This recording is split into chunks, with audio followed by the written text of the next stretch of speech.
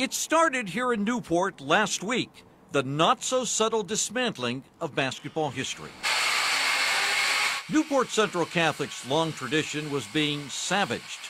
This is a court with a rich record, once played on by Basketball Hall of Famer Dave Cowens. But its history dribbles deeper into the community, with names like Dawn and Sandfoss, the Brannons and the Pangellos. Every court has a lot of stories connected to it. Every court, regardless of whether it's a historical court in a small school, we're surrounded by basketball fanatics. Cincinnati businessman Kelly Smith tells me this court's been on the Hill since 1954.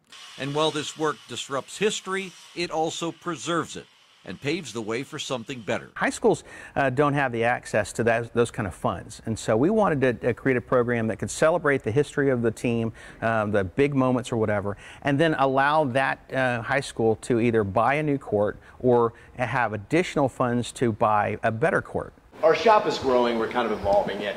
You know, we moved in this building about a year and a half ago. This is Artsman, a budding new business in Cincinnati's West End. Kelly Smith and Chris Rose saw a market in old high school basketball floors, tearing them up, then sharing the memories. That's what they were pursuing with a head of steam until about 2 years ago. We were just starting to approach schools when the Cavaliers won their championship. James keeps his dribble somehow. Irving back to James. Oh, he throws it down. It was a heart-pounding 7-game series, Cleveland's first ever basketball crown, the city's first title since 1964. Cleveland simply couldn't get enough. And this is where Artsman took over. Remember that court at Quicken Loans Arena? It ended up here, in pieces, on Cincinnati's West End. What the championship created up in Cleveland became a marketing opportunity down here in Cincinnati. We're not so much making it for people to sell to other people, but for people to tell stories to other people. Right. And that's what changes the game for us. What Artsman does is enlist designers, fabricators, welders, and furniture makers to think of ways to repurpose a basketball court.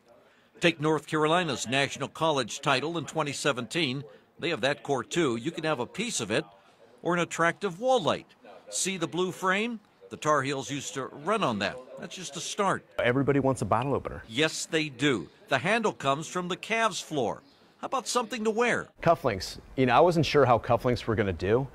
Biggest seller you could imagine. They go for about $65. The court makes up the center. The silver casing tells the story. And that's the goal with all of this. Don't let that story get away. You remember the details this year and next year from an event that had just happened, right? Right. But in 5 years, it's going to get kind of foggy, Yep. right? In 10 years, that's gone. Tell me about it. There are about 25 products in their line. Some can be pricey, that's up to you.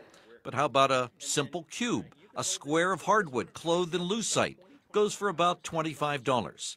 The fans also had ideas. This Cavs fan wanted a desk, one with part of the three-point arc. He got it.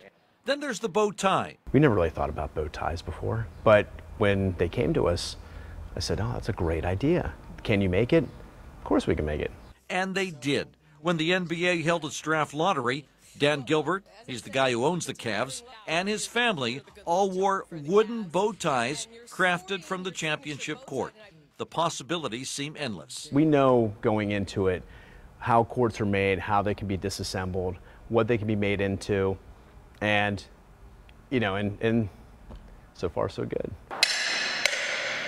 Every school, every floor has a story, a legend, a memory worth capturing and passing on. Somebody once sang that everything old is new again. This is a Cincinnati venture that's making that happen.